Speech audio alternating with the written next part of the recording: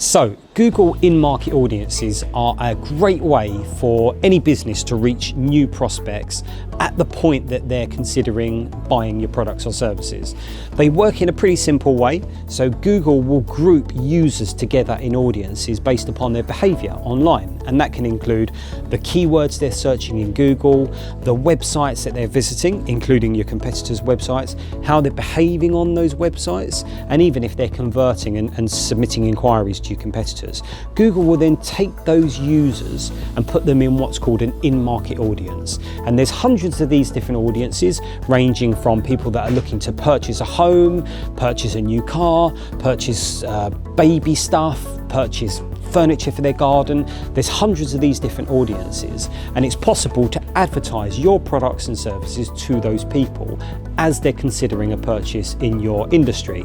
Now, we've listed out all the hundreds of different Google in-market audiences and put them into nice categories.